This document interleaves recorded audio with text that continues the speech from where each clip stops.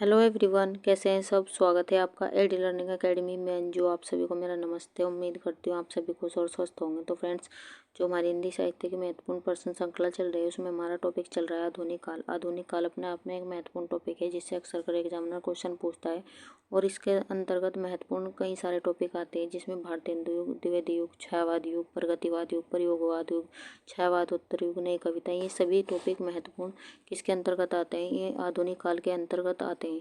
जिसमें से हमने आपको भारतीय हिंदू युग और द्विवेदी युग कंप्लीट थियरी और महत्वपूर्ण प्रश्न आंसर के साथ हमने आपको करा दिए हैं। अगर आपने वो क्लासेज नहीं देखे तो आप उन्हें जरूर देख लीजिएगा। दोनों ही टॉपिक एग्जाम की दृष्टि से मोस्ट इंपॉर्टेंट टॉपिक है। और आज का जो हमारा मोस्ट इंपॉर्टेंट टॉपिक रहने वाला है आधुनिक काल के अंतर्गत, वो रहने वाला है छायावादी युग। आज हम छायावादी युग की थियरी पढ़ने वाले हैं। और अगर आपका कॉन्सेप्ट क्लियर है तो आप ज़्यादा से ज़्यादा क्वेश्चन सही करने की संभावना बढ़ जाती है आपकी। तो इसलिए आपका कॉन्सेप्ट क्लियर होना बहुत ज़रूरी है। तो आज की वीडियो आपके लिए मोस्ट इम्पोर्टेंट रहने वाली है। क्लास अच्छी लगे तो लाइक सब्सक्राइब करना ना भूलें और वीडियो को ज़्यादा से ज़्यादा शेयर कर दीजिए अपने भाई बहन अपने फ्रेंड्स में। तो चलिए ज़्यादा टाइम वेस्ट ना करते हुए शुरू करते हैं आज की क्लास, छायावादी युग। अगर हम छायावादी युग की बात करें तो पहले हम थोड़ा सा रिवाइज कर लेते हैं कि अब तक हमने आपको क्या क्या इसमें आपको पढ़ा दिया है। अगर हम हिंदी साहित्य की बात करें, हिंदी साहित्य को 4 कालखंडों में विभाजित किया गया है। कितनी बार एग्जाम में क्वेश्चन पूछा गया है कि हिंदी साहित्य को कितने कालखंडों में विभाजित किया गया है, तो हिंदी साहित्य को 4 कालखंडों में विभाजित किया गया है। आदिकाल, भक्तिकाल, रीतिकाल और आधुनिक काल। आचार्य रामचंद्र शुक्ल ने आदिकाल को वीरगाथा काल, भक्तिकाल को पूर्व मध्यकाल, रीतिकाल को उत्तर मध्यकाल, आधुनिक काल को गद्यकाल की संज्ञा दी है। वैसे तो अलग अलग विद्वानों ने अलग अलग नामकरण और अलग अलग काल विभाजन दिए इन्हीं सभी 4 काल खंडों के, तो आप ये भी ध्यान रखते चलेगा। लेकिन जो सही माना जाता है वो आचार्य रामचंद्र शुक्ल का काल विभाजन माना जाता है। अगर हम आचार्य रामचंद्र शुक्ल की काल विभाजन की बात करें तो इन्होंने इसका समय 1050 से 1375 विक्रम संवत का समय किसका माना है, आदिकाल का माना है। भक्ति काल की बात करें 1375 से जो 1700 का समय रहा है वो किसका रहा है, भक्ति काल का रहा है। रीतिकाल की बात करें 1700 से 1900 का जो समय रहा है वो रीतिकाल का माना जाता है। आधुनिक काल की बात करें 1900 से अब तक का जो समय चल रहा है वो किसका चल रहा है, आधुनिक काल का चल रहा है। एक मोस्ट इम्पोर्टेंट क्वेश्चन बन जाता है कि भक्ति काल को क्या कहा गया है। भक्ति काल को क्या कहा गया है, स्वर्ण काल भी कहा गया है। भक्ति काल को क्या कहा गया है, स्वर्ण काल भी कहा गया है। किसके द्वारा कहा गया है भक्ति काल को स्वर्ण काल, जॉर्ज गिरियर्सन द्वारा भक्ति काल को स्वर्ण काल भी कहा गया है। आप ये भी ध्यान रखते चले। लेकिन अगर हम स्वर्ण काल यानी कि द्वितीय स्वर्ण काल की बात करें तो आधुनिक काल में छायावाद को क्या कहा गया है, द्वितीय स्वर्ण आधुनिक काल का स्वर्ण काल कहा गया है और आधुनिक काल को द्वितीय स्वर्ण काल की संज्ञा भी दी गई है। आप ये भी ध्यान रखते चलेगा। तो ये तो थी एक महत्वपूर्ण जानकारी, इससे आपका रिवाइज भी हो गया और आप यहाँ से कई सारे क्वेश्चन बन जाते हैं, तो आप इसे भी नोट करते हुए चलेगा। तो चलिए अब शुरू करते हैं अपना टॉपिक छायावादी युग। आज की क्लास आपके लिए मोस्ट इम्पोर्टेंट रहने वाली है आपके एग्जाम की दृष्टि से, तो वीडियो में लास्ट तक बने रहिए। जो भी इम्पोर्टेंट पॉइंट रहेंगे अपनी नोटबुक में नोट करते हुए चलेगा। अगर हम छायावादी युग की बात करें, छायावादी युग का समय जो माना गया है वो 1918 से 1936 का समय किसका माना गया है, छायावादी युग का माना गया है। कहीं कहीं आपको इसका समय 1920 से 1938 भी आपको इसका समय देखने को मिल जाता है। क्यों? क्योंकि अगर हम द्विवेदी युग की बात करें, द्विवेदी युग अपने आप में एक महत्वपूर्ण रहा है। द्विवेदी युग जिसमें सरस्वती पत्रिका का क्या हुआ, संपादन हुआ है। सरस्वती पत्रिका अपने आप में एक मोस्ट इम्पोर्टेंट पत्रिका रही द्विवेदी युग की। अगर हम इसके संपादक की बात करें तो आचार्य महावीर प्रसाद द्विवेदी, जो जिन्होंने सरस्वती पत्रिका और द्विवेदी युग में एक महत्वपूर्ण भूमिका निभाई है, तो इन्होंने इसका संपादक कब से कब तक किया, 1903 से ये क्या रहे 1920 तक इसके संपादक रहे। इसलिए कुछ विद्वान छायावाद युग का समय कब से कब तक मानते हैं, 1920 से 1938 का समय किसका मानते हैं, छायावाद युग का मानते हैं। लेकिन अगर हम सर्वमान्य मत की बात करें, सर्वमान्य मत है 1918 से 1936 इसका समय सर्वमान्य मत है। आप ये भी नोट करते हुए चलेगा। अगर हम इसके बारे में जानकारी की बात करें तो छायावाद युग अपने नाम की वजह से नहीं वरन अपनी विशेषताओं की वजह से जाना जाता है। छायावाद युग अपने नाम की वजह से नहीं, अपनी विशेषताओं के वजह से क्या जाना जाता है, जिस काव्य में प्रेम प्रकृति, मानव सौंदर्य का सूक्ष्म रहस्यपरक अभिव्यंजनापरक वर्णन काव्य की जिस लाक्षणिक व प्रतीकात्मक शैली में किया जाता है उसे क्या कहा जाता है? छायावाद युग कहा जाता है। अगर हम यहाँ पर देखें, छायावाद युग को रहस्यवाद भी कहा गया है। और इसमें कैसी शैली आपको देखने को मिली? प्रतीकात्मक व लाक्षणिक शैली आपको कहाँ पर देखने को मिली? छायावाद युग में आपको देखने को मिलेगी। अगर हम छायावाद युग की बात करें, छायावाद युग भारतेंदु युग और द्विवेदी युग से बिल्कुल अलग है। क्यों? क्योंकि अगर हम भारतेंदु युग की बात करें, भारतेंदु युग में आपको राष्ट्र प्रेम से ओतप्रोत रचनाएं आपको कहाँ पर देखने को मिली? आपको भारतेंदु युग में देखने को मिली। हास्य व्यंग्य रचनाएं भी आपको भारतेंदु युग में देखने को मिली। अगर हम भारतेंदु युग की बात करें तो आधुनिक काल का जो प्रारंभ माना जाता है वो भारतेंदु युग से माना जाता है, जिसमें अगर हम प्रथम नाटककार की बात करें, प्रथम नाटककार भारतेंदु हरिश्चंद्र को माना जाता है। रंगमंच का जनक, प्रथम पत्रकार, प्रथम निबंधकार किसे कहा जाता है? भारतेंदु हरिश्चंद्र को कहा जाता है। और उसमें काफ़ी सारे नाटक लिखे गए और आधुनिक काल का जो प्रारंभ माना जाता है भारतेंदु युग से माना जाता है। भारतेंदु युग में हास्य व्यंग्य रचनाएं भी आपको देखने को मिली। अगर हम द्विवेदी युग की बात करें तो द्विवेदी युग में राष्ट्र प्रेम से ओतप्रोत रचनाएं आपको कहाँ पर देखने में? द्विवेदी युग में देखने को मिली। और खड़ी बोली का ज़्यादा से ज़्यादा प्रयोग कहाँ पर देखने को मिला? आपको द्विवेदी युग में देखने को मिला। और द्विवेदी युग में एक महत्वपूर्ण पत्रिका रही सरस्वती पत्रिका, और जो भी भाषा की त्रुटियाँ में जो सुधार हुआ है भाषा की त्रुटियों में, वो द्विवेदी युग में आपको देखने को मिला।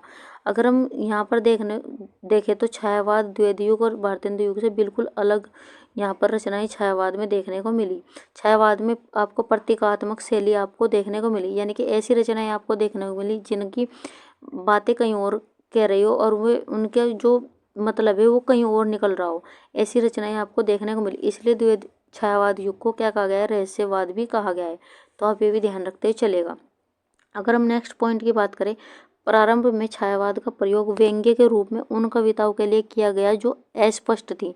यानी कि प्रारंभ में जो छायावाद का प्रयोग किया गया वो व्यंग्य के रूप में उन कविताओं के लिए किया गया जो स्पष्ट नहीं थी, अस्पष्ट थी। यानी कि अस्पष्ट थी, यानी कि वो बातें कहीं और कह रही हुई कविता, लेकिन उनका मतलब कहीं और निकल रहा हो। ऐसी रचनाएं कहाँ पर देखने को मिली? छायावाद में आपको देखने को मिली। यानी कि जिसकी छाया, जिसका अर्थ कहीं और पड़ती हो, किंतु कालांतर में यही नाम उन कविताओं के लिए रूढ़ हो गया जिसमें मानवीय प्रकृति के सूक्ष्म सौंदर्य आध्यात्मिक छाया का भान होता हो। यानी कि अगर हम एक उदाहरण के द्वारा आपको दे, जैसे कोई इंसान या कोई पेड़ है और इसकी क्या है जो प्रतिछाया, यानी कि इसकी परछाई कहीं और जाके बनती हो, इसी प्रकार छायावाद में ऐसी रचनाएं देख रही। यानी कि छायावाद का अर्थ भी ऐसा ही है, जैसे जिस प्रकार एक पेड़ की जो परछाई है वो पेड़ से दूर जाके बनती है, उसी प्रकार इसमें कहा गया है कि ऐसी कविताओं के लिए इसमें व्यंग्य के रूप में इसका प्रयोग किया गया है जो अस्पष्ट कविताएं थी और जिनकी छाया कहीं और बनती थी। यानी कि वे कविताएं कहीं और लिखी गई और उनका अर्थ है वो कोई और निकल रहा हो। ऐसी रचनाएं कहाँ पर देखने को मिली? आपको छायावाद में देखने को मिली। छायावाद का जो समय रहा है वो दो विश्व युद्धों के बीच का जो समय रहा है वो छायावाद का रहा है। प्रथम विश्व युद्ध और द्वितीय विश्व युद्ध का बीच का जो समय रहा है वो किसका रहा है? वो छायावाद का रहा है। इसलिए इसमें छायावाद को रहस्यवाद प्रतीकात्मक शैली आपको कहाँ पर देखने को मिली? छायावाद में देखने को मिली। आप ये भी ध्यान से देखते हुए चलना है। नेक्स्ट पॉइंट है हमारा, डॉक्टर नगेंद्र के अनुसार 1918 ईस्वी से 1938 का समय किसका माना जाता है? छायावाद का समय किसने माना है? डॉक्टर नगेंद्र ने माना है। लेकिन सर्वमान्य मत की बात करें, सर्वमान्य मत है 1918 से 1936 इसका समय माना जाता है। तो क्वेश्चन यहाँ से भी बन जाता है कि डॉक्टर नगेंद्र द्वारा छायावाद का समय कब से कब तक माना गया है?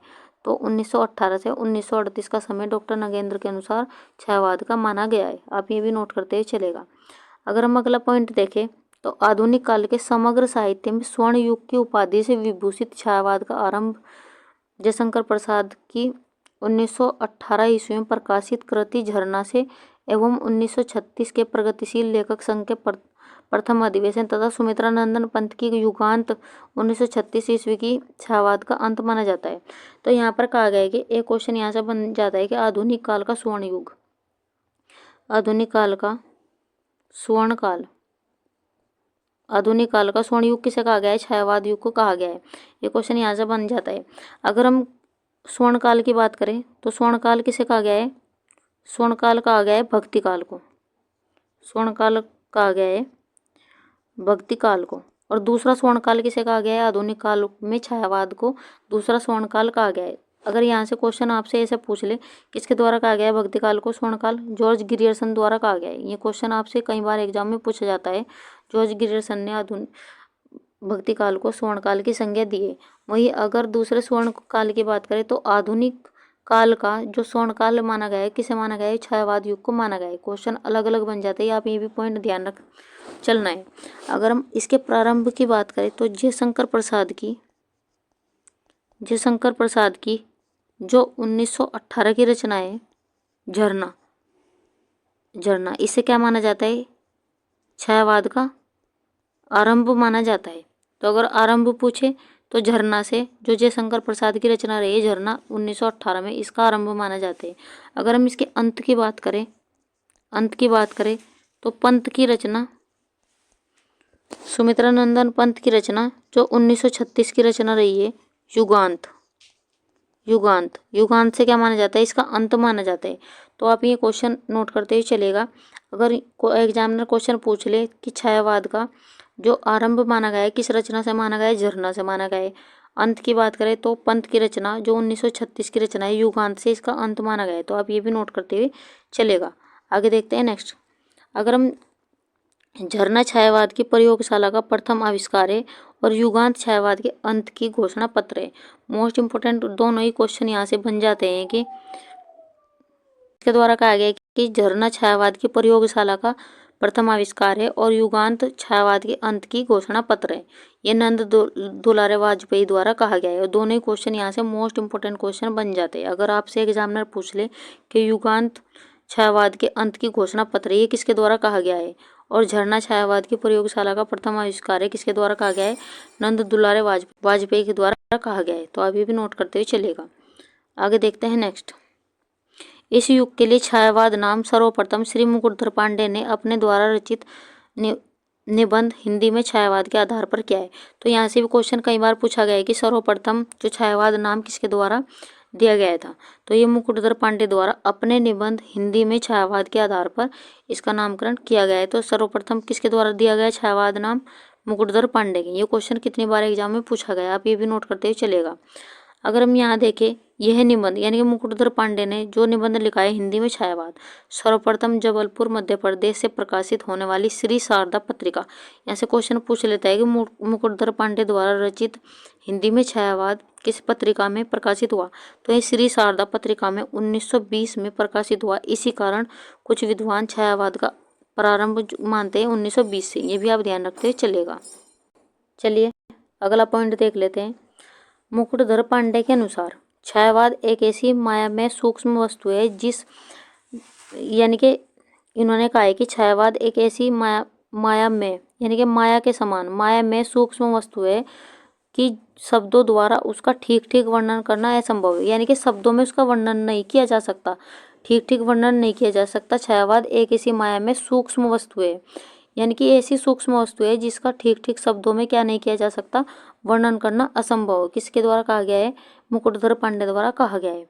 पांडे जी ने धुंधलापन, अंतर्मुखी विचार, अभिधानिक सीमा का उल्लंघन, नई शैली आदि प्रमुख केंद्रीय तत्वों को, यानी कि प्रमुख 4 केंद्रीय तत्वों को ध्यान में रखकर इस काव्यधारा का नामकरण किया है। आप ये भी ध्यान रखते चलेगा। चलिए आगे देख लेते हैं। छायावाद के विविध नामकरण, मोस्ट इंपोर्टेंट क्वेश्चन है। यहाँ से कितनी बार क्वेश्चन पूछे जाते हैं कि छायावाद का नामकरण अलग अलग विद्वानों ने अलग अलग यानी कि संस्था और विद्वानों द्वारा अलग अलग इसके नामकरण किए गए। अगर हम मुकुटधर पांडे की बात करें, मुकुटधर पांडे ने सर्वप्रथम इसका नामकरण किया था। छायावाद किसने नाम दिया था? मुकुटधर पांडे ने। ये क्वेश्चन कई बार एग्जाम में पूछा जाता है। गणपति चंद्र गुप्त ने इसे स्वच्छंदतावाद कहा है। डॉक्टर बच्चन सिंह ने स्वच्छंदतावाद कहा है। हिंदी साहित्य का वृहद इतिहास ये एक संस्था है और इसने इसे छायावाद और उत्कर्ष काल इसका नामकरण किया है। आप ये भी नोट करते चलेगा। आगे देखते हैं नेक्स्ट है छायावाद के प्रवर्तक कौन? फ्रेंड्स, मैं पिछली वीडियो की थोड़ी सी जानकारी आपको दे देती हूँ। पिछली वीडियो में एक मिस्टेक हो गई थी तो छोटी सी, आप उसे सही कर लीजिएगा। पिछली वीडियो में जो 33 क्वेश्चन है, क्वेश्चन नंबर 33, उसमें छोटी सी मिस्टेक हो गई थी, आप उसे सही कर लीजिएगा।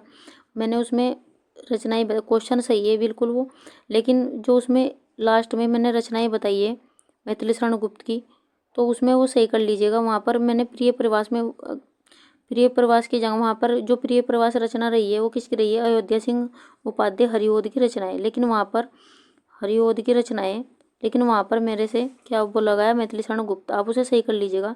प्रिय प्रवास किसका महाकाव्य है, ये खड़ी बोली का हिंदी का प्रथम महाकाव्य माना जाता है। और किसके द्वारा लिखित है, ये अयोध्या सिंह उपाध्याय हरिओद की क्या रहा है, महाकाव्य रहा है। लेकिन वहाँ पर मेरे से क्या बोला गया, मैथिली शरण गुप्त। आप उसे सही कर लीजिएगा, क्योंकि कब गलतियाँ भी हो जाती है फ्रेंड्स, कितना ही दिमाग में कंटेंट घूमता रहता है तो कभी कभी गलती हो जाती है, तो आप उसे पॉइंट को सही कर लीजिएगा। एक छोटी सी मिस्टेक हुई है उसमें। अगर हम प्रिय प्रवास की बात करें, ये खड़ी बोली हिंदी का प्रथम महाकाव्य माना जाता है और 1914 में इसकी रचना हुई। और इसमें कितने सर्ग है, 17 इसमें सर्ग है, आप ये ध्यान रखते चलेगा। लेकिन जो प्रिय प्रवास है वो अयोध्या सिंह उपाध्याय हरिओद की रचना है, मैथिली शरण गुप्त की नहीं है। अब वहाँ पर वो पॉइंट सही कर लीजिएगा। उसके लिए वेरी वेरी सॉरी फ्रेंड्स, उसे सही कर लीजिएगा, ठीक है। कभी कभी गलती हो जाती है। तो चलिए अब आते हैं अपने टॉपिक पर। हमारा टॉपिक जो चल रहा है उसमें हमारा नेक्स्ट पॉइंट है छायावाद के प्रवर्तक कौन। अगर हम छायावाद के प्रवर्तक की बात करें, अलग अलग विद्वानों ने अलग अलग इसके प्रवर्तक माने।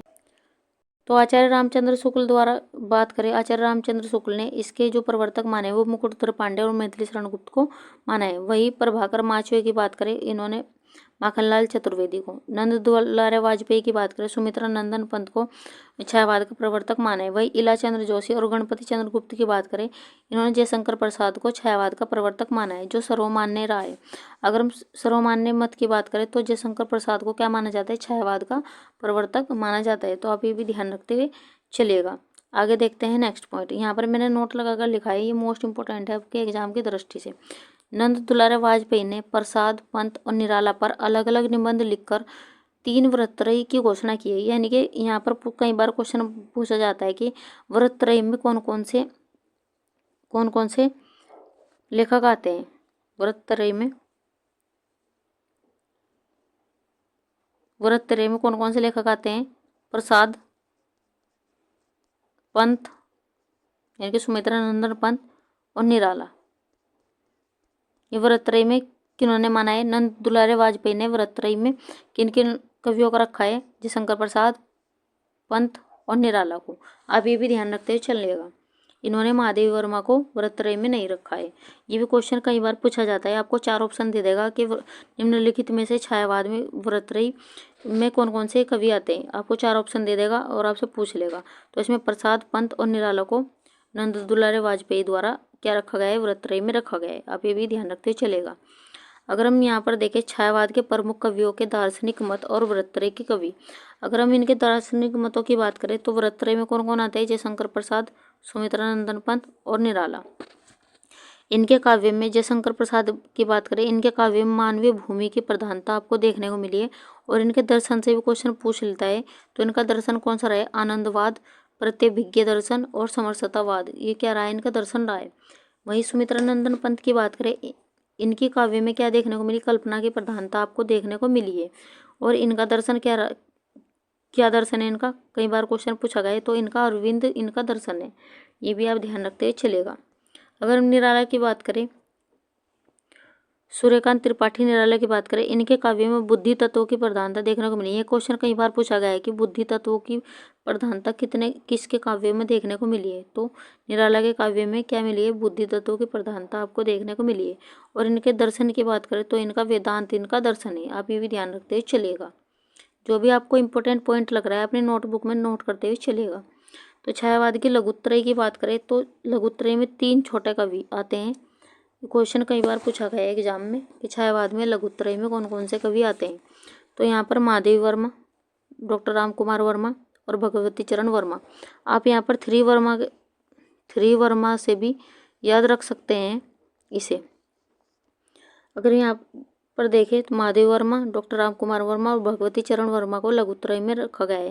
महादेव वर्मा की बात करें, इनका दर्शन क्या था, बौद्ध दर्शन था। आप ये भी नोट करते हुए चलेगा। नेक्स्ट है हमारा मोस्ट इंपॉर्टेंट है, यहाँ से क्वेश्चन कई बार पूछा जाता है। फ्रेंड्स, हमारा कंटेंट आपको अच्छा लग रहा है तो लाइक सब्सक्राइब करना ना भूलें। हम इतनी मेहनत से आपके लिए कंटेंट तैयार करके लेकर आते हैं। आपका भी फर्ज बनता है कि आप वीडियो को ज़्यादा से ज़्यादा शेयर कर दीजिए ताकि और भी बच्चों तक ये वीडियो पहुंच सके और हमें भी मोटिवेशन मिलता रहे और हम आगे से भी आपके लिए बेहतर से बेहतर कंटेंट आपको प्रोवाइड करा सके। फ्रेंड्स, विश्वास कर आप हमारे साथ में जुड़ सकते हैं। आपका इस सीरीज से एक भी क्वेश्चन आपका बाहर नहीं जाएगा, तो इसलिए आप विश्वास रखकर हमारी क्लासेस देखते रहिए और क्लासेस को ज़्यादा से ज़्यादा शेयर कर दीजिए। तो चलिए अब आते हैं पॉइंट पर। यह क्वेश्चन मोस्ट इंपॉर्टेंट है, आप यहाँ पर वेरी वेरी इंपॉर्टेंट लगा सकते हैं। क्वेश्चन कितने बार एग्जाम पूछा जाता है। डॉक्टर कृष्णदेव झारी के अनुसार छायावाद के प्रमुख 4 स्तंभ बताए गए। कौन कौन बताए गए हैं? जयशंकर प्रसाद, निराला, सुमित्रानंदन पंत और महादेव वर्मा। क्या बताइए? छायावाद के प्रमुख 4 स्तंभ माने जाते हैं, जिसमें जयशंकर प्रसाद की बात करें, इन्हें छायावाद का ब्रह्मा भी कहा जाता है। तो यहाँ से क्वेश्चन पूछ लेगा कि निम्नलिखित में से छायावाद का ब्रह्मा किसे कहा गया है? जयशंकर प्रसाद को छायावाद का ब्रह्मा कहा गया है। वहीं अगर निराला की बात करें, इन्हें छायावाद का महेश यानी कि शिव इन्हें कहा गया है। सुमित्रानंदन पंत की बात करें, इन्हें छायावाद का विष्णु कहा गया है। अगर हम महादेव वर्मा की बात करें, इन्हें छायावाद की दुर्गा यानी कि शक्ति इन्हें कहा गया है। किसे? महादेव वर्मा को। और मोस्ट इंपॉर्टेंट क्वेश्चन है यहाँ से बन जाते हैं, तो आप ये भी नोट करते हुए चलेगा। चलिए अब देखते हैं नेक्स्ट पॉइंट। अब आ जाते हैं परिभाषाएं। अलग अलग विद्वानों ने छायावाद की अलग अलग महत्वपूर्ण परिभाषाएं दी है और परिभाषाओं से भी क्वेश्चन पूछ लेते हैं। एग्जामिनर एक परिभाषा दे देगा आपको और आपको पूछ लेगा कि निम्नलिखित परिभाषा किसके द्वारा लिखी गई है। तो आप सभी नोट करते हुए चलिएगा और बड़े ध्यान से आप आज की क्लास देखते हुए चलिए। आज की क्लास आपके लिए मोस्ट इंपॉर्टेंट रहने वाली है। सबसे पहले देख लेते हैं आचार्य रामचंद्र शुक्ल के द्वारा इसकी क्या परिभाषाएं दी गई है। तो इन्होंने कहा है कि छायावाद शब्द का प्रयोग रहस्यवाद तक ही रहकर काव्य शैली के संबंध में प्रतीकवाद यानी कि सिंबोलिज्म के अर्थ में होने लगा है। ये किसने कहा है? किसने कहा है? आचार्य रामचंद्र शुक्ल द्वारा कहा गया है। नेक्स्ट है इनकी छायावाद का संबंध ईसाई संतों के फेंटेसमाटा यानी कि ईसाई संतों का एक शब्द रहा है फेंटेसमाटा, यानी कि जिसका हिंदी में इसका क्या अर्थ है? छायाभास शब्द से जोड़ा है। किसने जोड़ा है? आचार्य रामचंद्र शुक्ल ने। ईसाई संतों का जो शब्द रहा है, संबंध रहा है फेंटेसमाटा यानी कि छायाभास शब्द से जोड़ा है। इन्होंने इसे चित्र भाषा शैली मधुचर्या रहस्यवाद कहा है। वे इसे रविंद्रनाथ टैगोर की कविताओं के प्रभाव से आया हुआ मानते हैं। कौन मानते हैं? आचार्य रामचंद्र शुक्ल मानते हैं। आपसे क्वेश्चन पूछ लेगा आपसे यहाँ से। छायावाद को इन्होंने अभिव्यंजनावाद का विलायती संस्करण कहा है। मोस्ट इंपॉर्टेंट है आपके एग्जाम की दृष्टि से। आगे देख लेते हैं नंद दुलारे वाजपेयी ने इसकी क्या परिभाषा दी है। इन्होंने कहा है कि मानव अथवा प्रकृति के सूक्ष्म किंतु व्यक्त सौंदर्य में आध्यात्मिक छाया का भान मेरे विचार से छायावाद की एक सर्वमान्य व्याख्या हो सकती है। किसने कहा है? नंद दुलारे वाजपेयी द्वारा कहा गया है और मोस्ट इंपॉर्टेंट इनकी परिभाषा रही है। आगे देखते हैं डॉक्टर नगेंद्र द्वारा। मोस्ट इंपॉर्टेंट है, जितने आप स्टार लगाने चाहो और वेरी वेरी इंपॉर्टेंट है। यहाँ से क्वेश्चन अक्सर कर पूछा ही जाता है।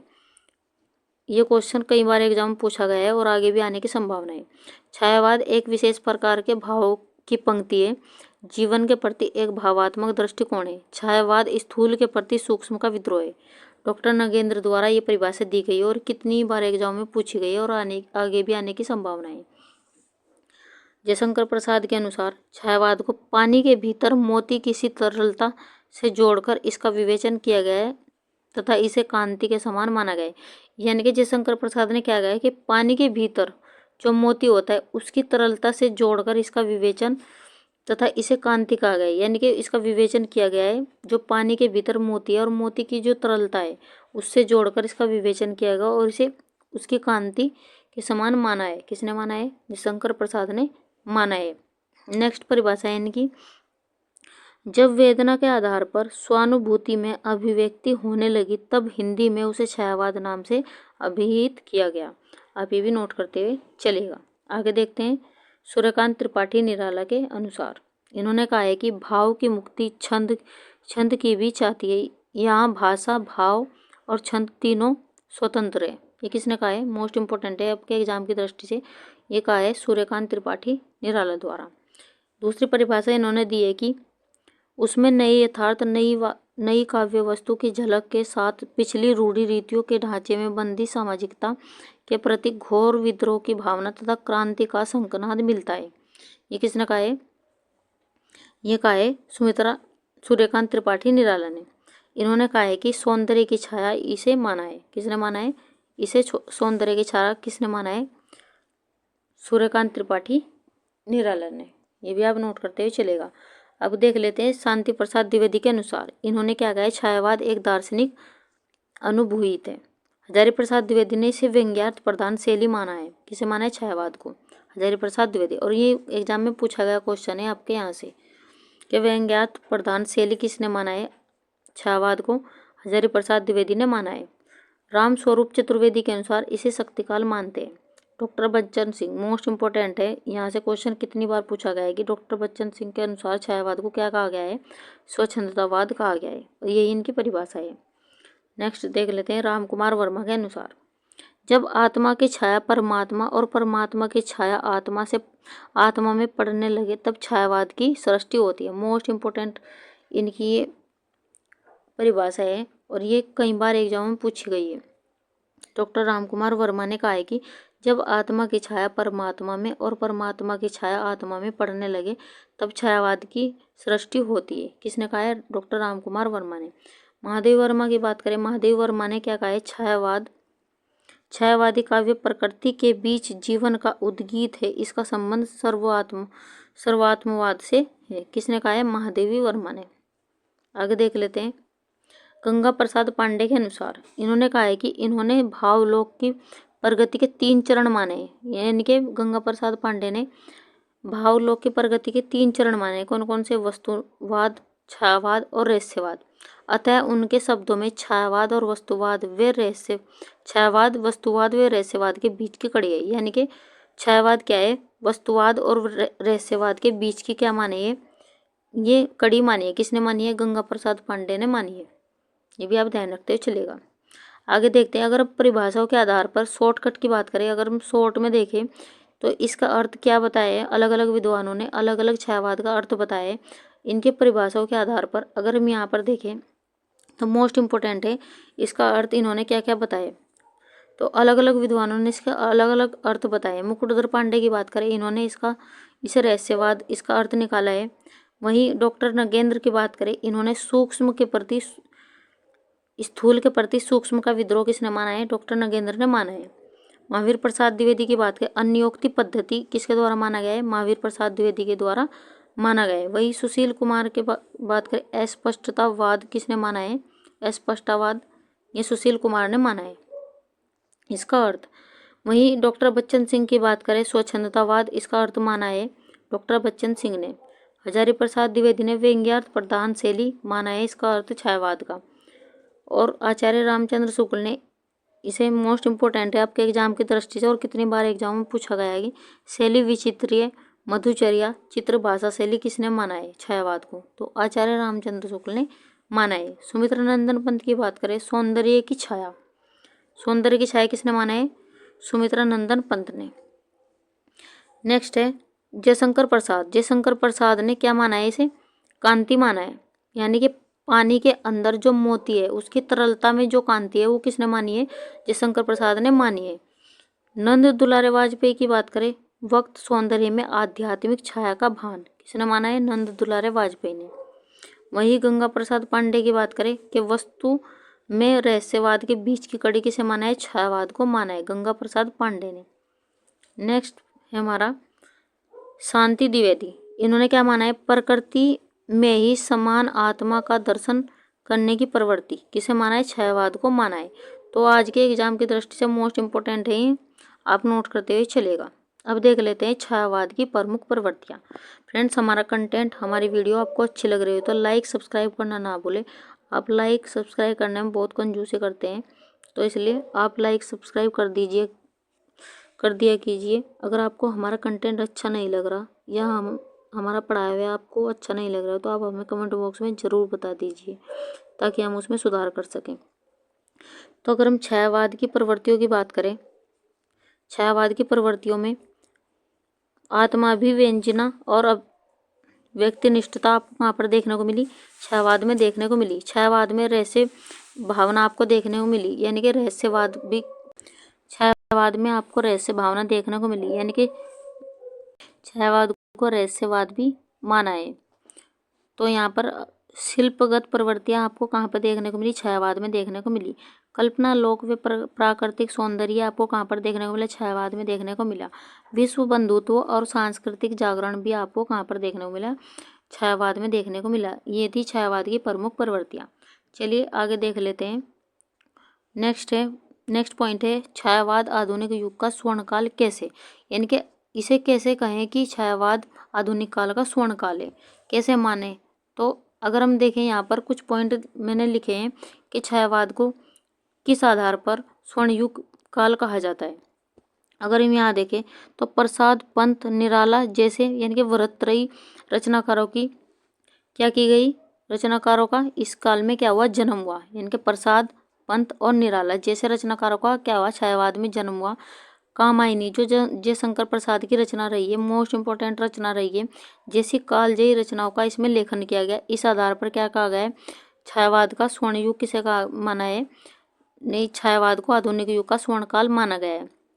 खड़ी बोली की दृष्टि से सर्वोत्कृष्ट काल माना जाता है। अगर हम खड़ी बोली की बात करें, ज़्यादा से ज़्यादा रचनाएं आपको द्विवेदी युग में भी खड़ी बोली की देखने को मिली है। अगर हम खड़ी बोली की दृष्टि से सर्वोत्कृष्ट काल किसे माना गया है? छायावाद को माना गया है।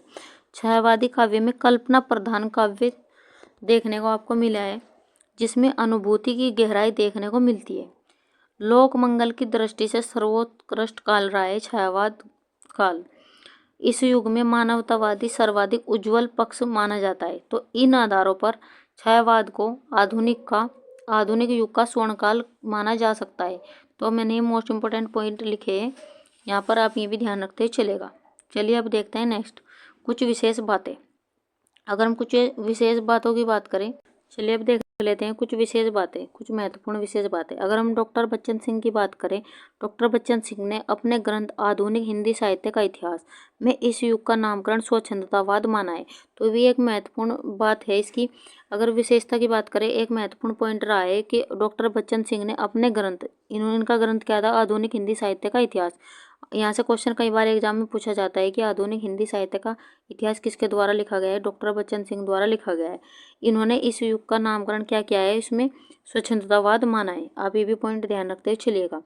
यहाँ पर नेक्स्ट पॉइंट है, कहीं कहीं इस कालखंड के लिए प्रसाद काल नाम भी मिलता है। यानी कि कहीं कहीं आपको प्रसाद काल, यानी कि जयशंकर प्रसाद से क्या माना जाता है?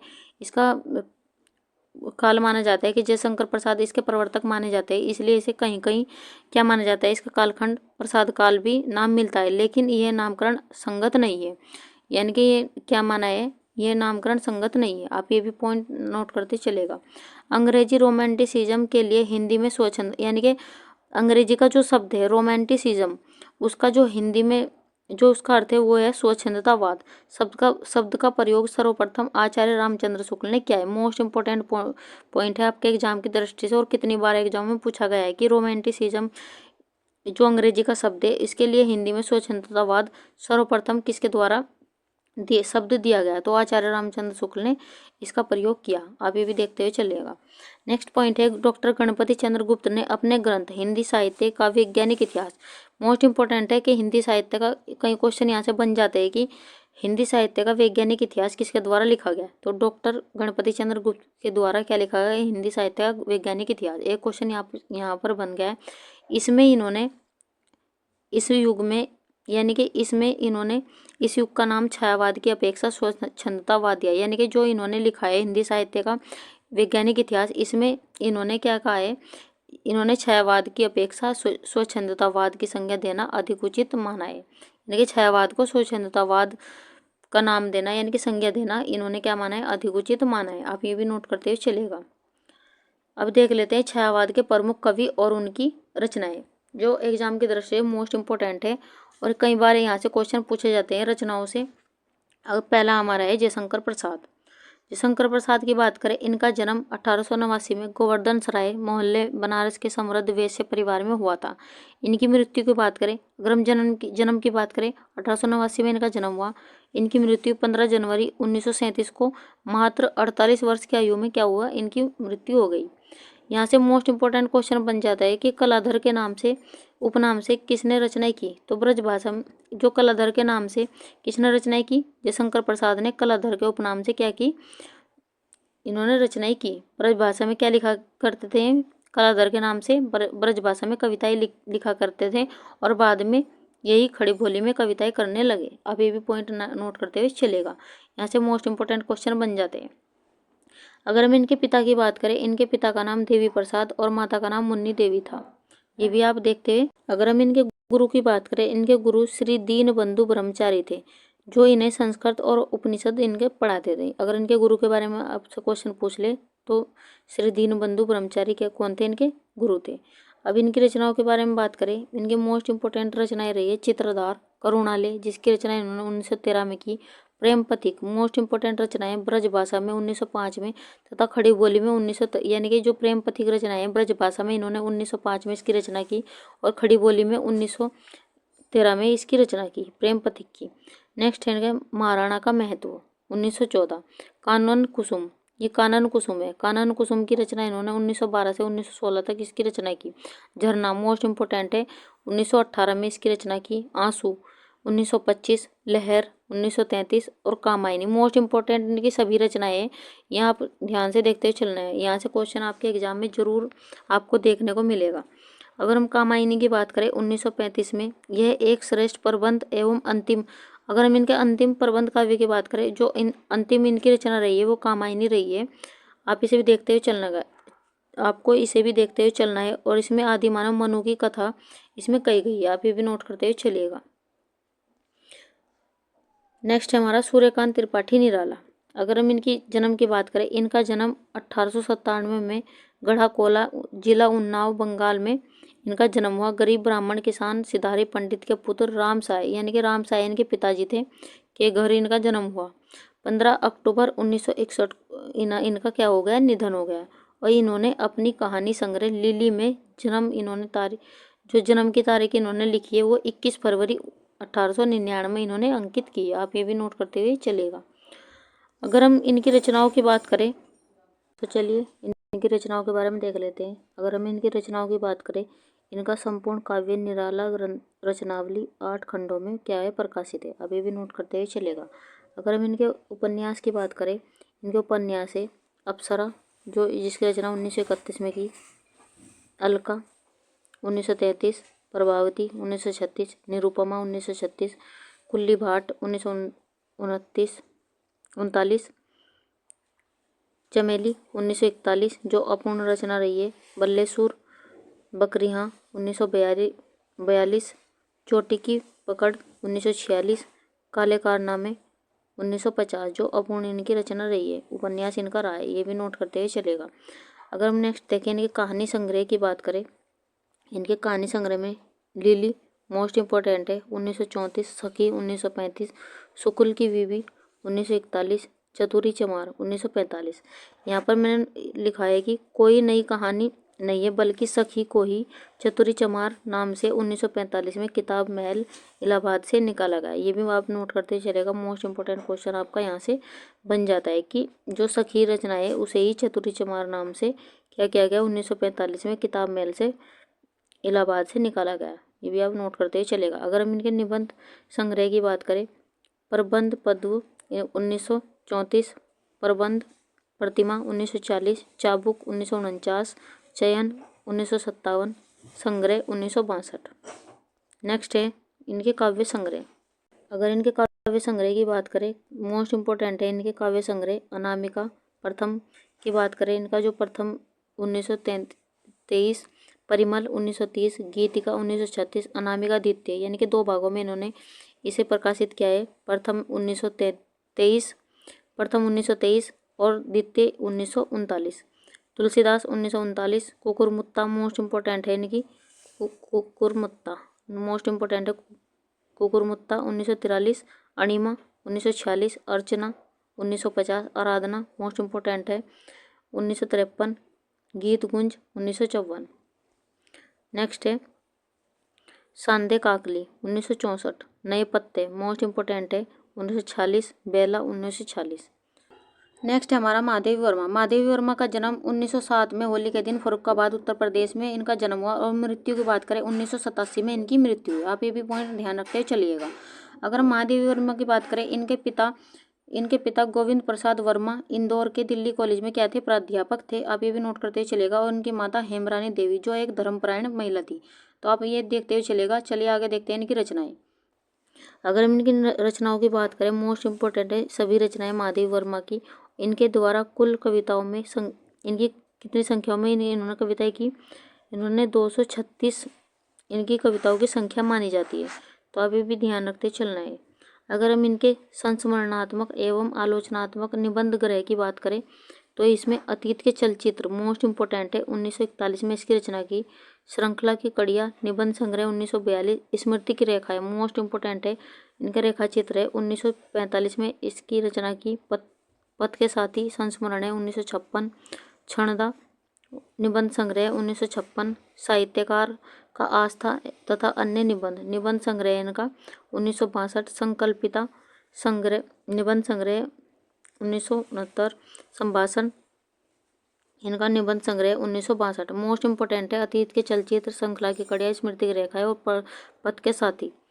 ये मोस्ट इम्पोर्टेंट है इनकी, आप ये भी ध्यान रखते चलना है। मेरा परिवार स्मृति चित्र जो इनके संस्मरण रहे, मेरा परिवार 1972। स्मृति चित्र 1973। ये भी नोट करते हुए चलेगा। अगर महादेवी की पत्रिकाओं के संपादक की बात करें, चांद, महिला और साहित्यकार क्या इनकी आदि पत्रिकाएं रही है। अगर हम इनकी नेक्स्ट देखते हैं इनकी छायावादी रचनाएं। अगर हम इनकी छायावादी रचनाओं की बात करें, मोस्ट इम्पोर्टेंट है इनकी सभी रचनाएं। निहार 1930, रश्मि 1932, नीरजा 1935, संदेह गीत 1936।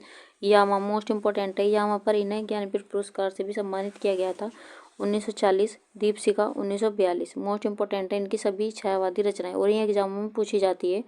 आप यहाँ पर वेरी वेरी इंपॉर्टेंट लगा सकते हैं। अगर हम यहाँ पर नोट करके लिखा है कि महादेव वर्मा को उनकी रचना यामा के लिए 1982 में क्या दिया गया था, ज्ञानपीठ पुरस्कार भी प्रदान किया गया था और कई बार एग्जाम में पूछा गया क्वेश्चन है।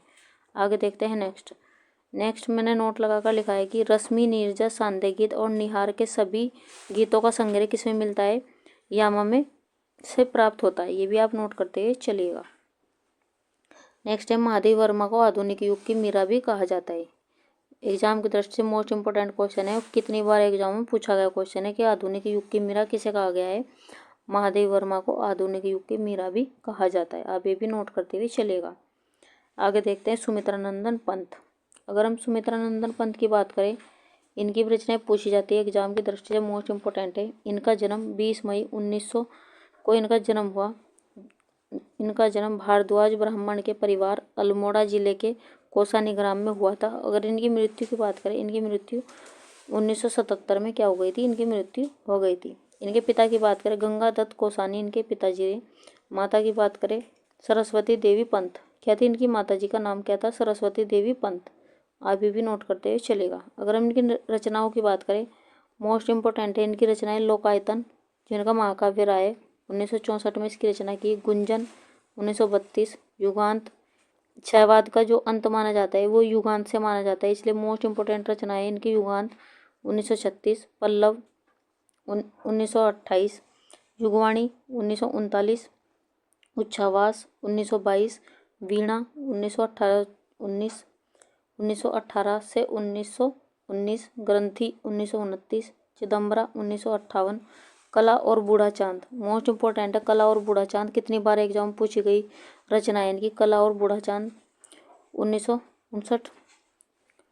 वाणी 1918 से 1919। स्वर्ण धूलि 1947। स्वर्ण किरण, सत्यकामा, ये आदि किसकी रचना है, ये सुमित्रानंदन पंत की रचना है। आप ये भी नोट करते चलेगा। मोस्ट इंपोर्टेंट रचनाएं इनकी सभी, आप एक नज़र इन पे देखते चलेगा। अब इनके निबंध की बात करें, इनके निबंध है गद्यपथ 1955। शिल्प और दर्शन 1961। कला और संस्कृति 1965 में इसकी रचना की। आप ये भी नोट करते हुए चलेगा। अगर हम इनके नाटक की बात करें, रजत शिखर और शिल्पी क्या रहे इनके नाटक है। अंतिमा, युग पुरुष, छाया, मानसी और ज्योत्सना, ये सभी क्या है इनके नाटक हैं। ये भी आप नोट करते हुए चलेगा। नेक्स्ट हमारा राम कुमार वर्मा 1905 से 1990 का समय किसका रहा है, डॉक्टर राम कुमार वर्मा।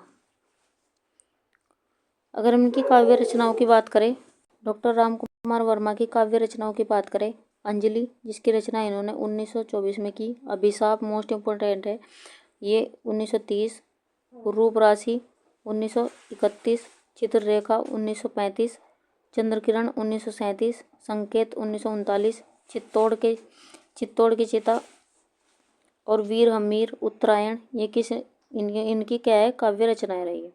अगर हम नेक्स्ट आगे देखें, इनके अतिरिक्त यानी कि इन रचनाओं के अतिरिक्त इन्होंने जौहर 1943 और एकलव्य 1948 प्रबंध काव्यों की क्या की, रचनाएं भी की। अब ये भी नोट करते हुए चलेगा। तो ये थी आज की हमारी क्लास। हमारा कंटेंट आपको कैसा लगा उसके बारे में हमें कमेंट बॉक्स में ज़रूर लिखें। आपको हमारा पढ़ाया हुआ अच्छा लगा या नहीं लगा उसके बारे में भी आप हमें ज़रूर बताएं।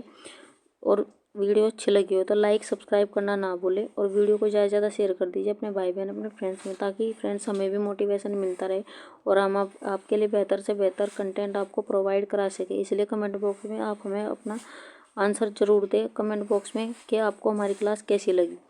तो चलिए मिलते हैं इसके नेक्स्ट भाग में, छायावाद का हम नेक्स्ट पार्ट लेकर आएंगे अगली क्लास में। तब तक के लिए खुश रहिए, अपने माता पिता का सम्मान कीजिए।